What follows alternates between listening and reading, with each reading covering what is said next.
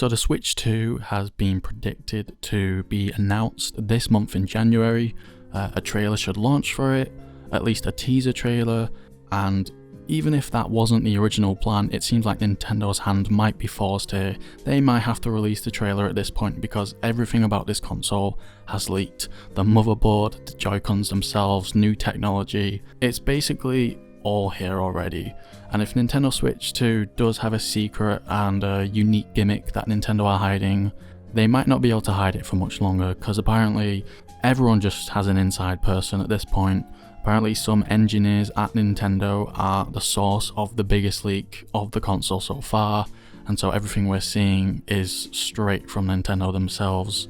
They have a real problem here. At first it was with a third-party case manufacturer, and now their own engineers, which is a real problem. The biggest recent leak is the Joy-Cons themselves.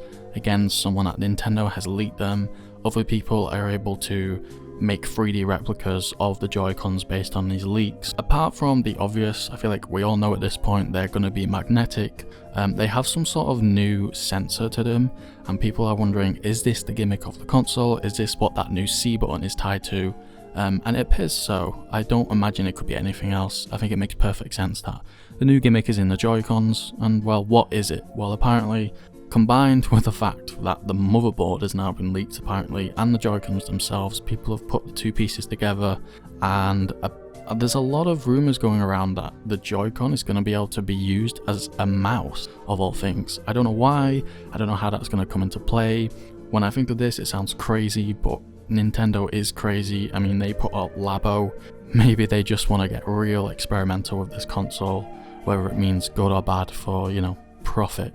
They just want to go crazy like Labo, and yeah, apparently the Joy-Cons are going to be a mouse, or some sort of, tracking. It's going to have a new use, essentially. The Joy-Cons are going to have a new use that we either think we know or are yet to find out about. Some people have even tested this. They've recreated these Joy-Cons and used it as a mouse, to which the result is pretty smooth apparently. So I don't know, maybe your next shooter game you'll be playing with Joy-Cons and you'll be pointing and clicking, who knows. The other, I guess, second most important thing to talk about here is the giant sort of clues towards Mario Kart 9. Apparently there's a game that has a 9 in it that is going to be released with the Switch 2. And I wonder what that could be, especially when some people are, I think whoever's leaking this is scared to say about Mario Kart 9 because they're hinting at Mario Kart, they're hinting at the number 9. Mario Kart 9 seems to be the launch title of this new console. And there's been a giant Reddit thread that has been updating recently, and it covers loads of questions about the Switch 2. So I'm just going to go through this and we can find out whatever we know about the console so far. So is it really called the Switch 2? Yes, its official name is called the Switch 2. What does the logo look like? A giant new next to the Switch logo, which is funny because that's what the leaks have looked like since day one. As to when the console is going to be revealed, the leaker is saying January, but it's going to actually launch in March, which would be the same launch month as the original Switch. When asked how much the Switch 2 is going to cost, they say between $400 and $500. Unfortunately, this leaker and many others are saying that this Switch 2 is not going to have an OLED screen, which is insane. I mean, how do you put out the Switch OLED and then the Switch 2 doesn't have an OLED screen? That is only not, poor, but it's also really confusing.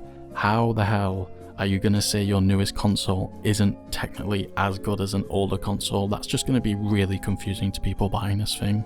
Someone did ask, does the system include a mic, which is important because this is a piece of the puzzle that could solve what is this C button. A lot of people are saying it's connect or chat, and there's going to be a camera or microphone included in the console, and this person is saying they didn't notice a mic, they didn't look for it, but they also didn't notice one. And if they didn't notice a mic, I feel like that sort of poo-poos the idea of the C button being a chat function. I mean, if the Switch 2 doesn't have a built-in mic, I really doubt Nintendo are going to expect people to buy one separately to use the biggest gimmick of the console.